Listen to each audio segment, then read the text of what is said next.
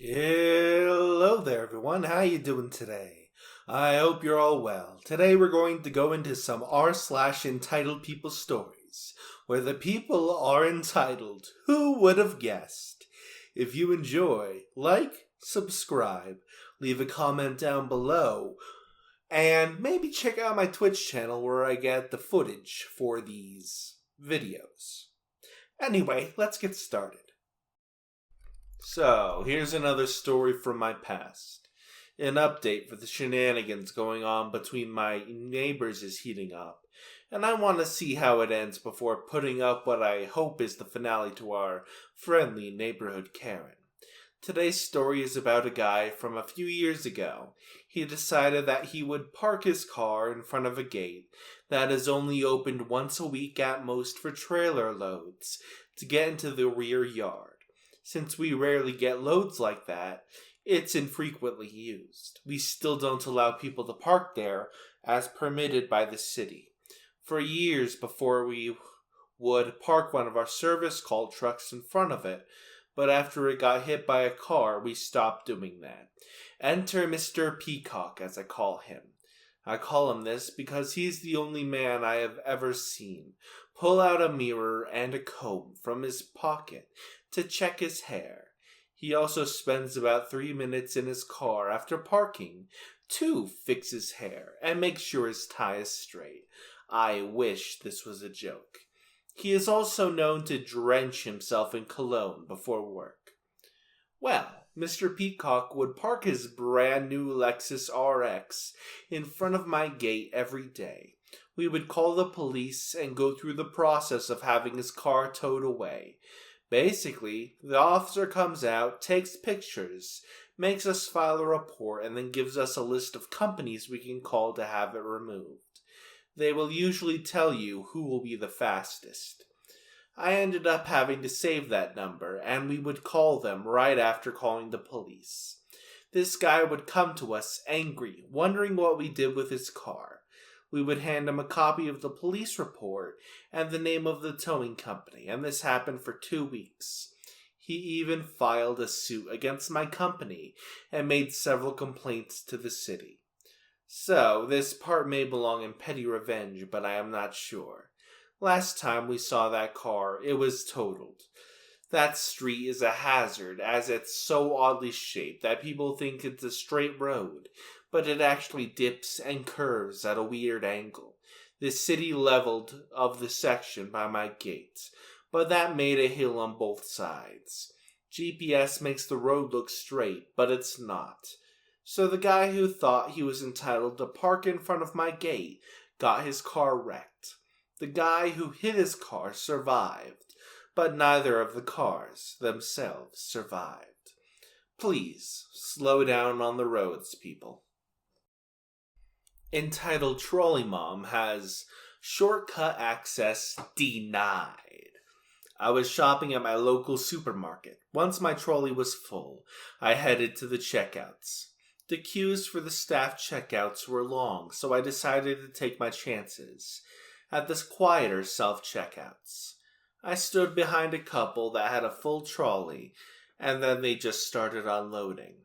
It was still going to be a little wait for me, but that would give me time to look at my groceries and figure out how I had exceeded my weekly budget yet again. The couple in front of me were both very tall. If they had a basketball team, they would be picked out and number 1 and number 2 for me. Unpacking a trolley at the checkout beside us was a mom with a toddler. The toddler was pushing boundaries as little ones do, and Mum was handling the energetic little boy and unpacking like a pro. Behind her and beside me was an older man who was delighted to watch the toddler's antics. Directly across from the supermarket is Aldi. I saw a woman exiting there and walking in a straight line directly towards us. She was pushing a half-full Aldi trolley and walking along with a boy who was about 12. I look around and the entrance to our supermarket is literally just 30 feet away from us, but Aldi Mom kept coming straight at us. I wonder if she knows the tall woman or toddler mom and she's just coming to say hello. Nope. She doesn't know anyone. She walks up and stops with her trolley centered in front of the toddler mom and the tall woman, and then looks at them expectantly. I realize she is trying to walk through. I am looking at the space available between the two self-checkouts, and there is not much. 2 sets of trolleys with people on either side. It is a close fit, and there is just enough space for a slim person to walk through. Excuse me, the Aldi mum says. Yes, the tall woman answers. I need to get through. There is not enough room for you to get through, the tall woman responds. Can you please move? The tall woman looks at her husband, who is shaking his head in disbelief, and then says, Move where exactly? Our lack of space to move is apparently not Aldi Mum's problem, as she says, Can you just move? I'm in a hurry. Aren't we all? The tall woman says, and she casually turns and goes back to unpacking her trolley. The toddler mum, who has stopped to watch them, then continues to unpack as well. The Aldi mum looks from side to side with an expression that says she has never been treated like this before. She turns to her trolley and begins walking towards the entrance, but not without her parting shot as she says to her voice, in a voice for all to hear, Some people are just so rude. Yes, some people are just so rude. I'm glad you pointed that out, the tall woman responded.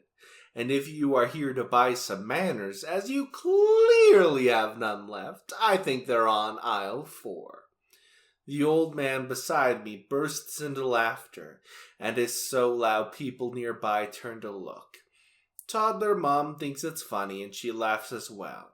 The toddler doesn't get the joke, but when he sees his mum laugh, he laughs too, and the Aldi mum face turns bright red, and she walks away as fast as her fat little legs can. I only ever read these kind of encounters on Reddit, so it made me taken aback a little bit when it happened to me. Sorry for the English, not my first language.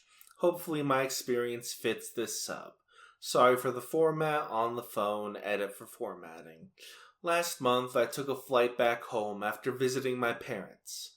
Boarding time, I walked to my seat, 23A. There was already someone sitting there, so I had to double check. Make sure it's on the 23rd row. Yep, I was right. So I told the lady sitting there, hey, it's my seat. Suddenly, a man on 23D offered me the 23E seat. Turns out they're a family, and the mother didn't want to be separated from her children, who's in 23B and 23C, so she took my 23A. I was confused. It's not like she'll be long separated from her children. The children were in 23B and 23C, and her husband was in 23D and 23E, only separated by an aisle. Obviously, I refused. I specifically booked a window seat. It could help me feel at ease looking at the clouds and help me fall asleep. The seat they offered me to trade was the middle seat, 23E, trapped between the dad and a random man in a narrow airplane scene. Nope, I feel suffocated enough already. Thank you very much. No, I booked the window seat. The mother immediately began to act offended. She replied harshly, So you don't mind we, a family, sitting separately? Well, why don't you book the right seats in the first place? I didn't say this out loud, though. I was only replaying the words, that's my seat. And I was adamant with my answer. Finally, she's up, walking away from my seat with angry words she whispered silently towards me. I chose not to pay attention to them, however things changed afterwards. Her children were still sitting on 23B and 23C seat. I obviously could not walk into my seat. I asked them politely to get out of their seats so I could get in. And what did the mother do? She body shamed me. Kids, get up. Her body is huge. She could not get in. My height is above the woman's height, average in my country. Plus, I gained 10 kilograms in the pandemic. I have body dysmorphia already. Comments like those hurt my feelings badly. With that comment, I couldn't stay silent. I replied, "So what? So what if I'm huge?" She did not silence easily. She kept on, and the insults towards me even louder. Her daughter silently, and with blatant panic, whispered at me, "Please forgive my mother. She's always like that." Her daughter, who I assumed is no more than 12 years old, looked sincere. It helps tuned out the angry insults from aisle beyond because I felt bad for her. The angry tirade stops about 5 minutes later when the mother told her kids to move seats a few rows away. Once more, the daughter pleaded an apology to me. It's crazy to think that 12-year-old was way more emotionally mature than her entitled 40-year-old mother. The whole time, her mother spouted insults at me. The daughter looked pale and her body rigid, her gaze fixated at one spot. I assume she was very embarrassed. Poor kid. And now for our last story for the day, entitled Woman at a Pharmacy. So for a little context, I have a condition that requires I take daily medication for the rest of my life. Which sucks, but it is what it is. Because of that, I am in the pharmacy at least once a month picking up new medication. And anyone who had to consistently go to the doctors and pharmacies knows you're eventually going to run into a Karen or two. Usually it's just some mom whose kid has to get some antibiotics. Or someone that doesn't understand that you can't send in a prescription and pick it up within an hour. But this was the only one I thought was bad enough to share. So, I was waiting in line at the pharmacy, and this lady walks up and goes straight to the front. The pharmacist explains that there's a line and she needs to wait. She looks annoyed, but goes to the back of the line. So far, nothing really out of the ordinary happens. I am about third in line, and she's the fifth. The craziness started when I was next in line. The lady was waiting in some of the seats and starts crying. I try to ignore it, 'cause you could tell it was obviously fake. Doing that thing that toddlers do, crying and looking around to see if anyone is giving her any attention. And when they're not, they cry louder. Finally, she was crying loud enough that I got the attention of an employee who asked if she was okay. And that's when she started complaining to everyone who would listen that, "I have been here over an hour," which is BS. She came in a few minutes after me, and I'd been there for only 15 minutes. "And I'm sick." "I don't understand why you would do this to me. "I need my medicine." At this point, all I could do is roll my eyes and think, "Yeah, lady, you're at a pharmacy. We're here picking up prescription medication. No one is here because we're having a great time. We're here because we're picking up prescriptions." I finally get up to the front, and they let me know they have my meds, but they're in a box that hasn't been unpacked, and they asked me to wait. No big deal. The system tells me when they come in, not when they're on the shelf. At this point, she is bawling and complaining loudly. You'd think she was a little kid who got their toy taken away. I go to sit in one of those seats and just try to ignore her, as the guy in the front of her gets his medication. Finally, it's her turn, and she magically stops crying, on a dime, and turns to being angry and complaining to the pharmacist that she has been there for an hour and needs her medication, and how dare they make her wait that long. This happens every time, blah, blah, blah. Obviously, the pharmacist knew that was BS, but was calm and just moved on. The situation got worse when it turned out this lady had sent in her prescription that morning and it had to be ordered. So, obviously, they didn't have it. The pharmacist explains that they didn't have it and she needs to give them at least 2 days for that. She then starts screaming at full volume that this was BS. She sent it in 4 days ago. They should have it. And saying this happens at every pharmacy she goes to. If this happens at every pharmacy you go to, lady, there's only one common denominator, and that is, drum roll please, you. Anyway, back to the story.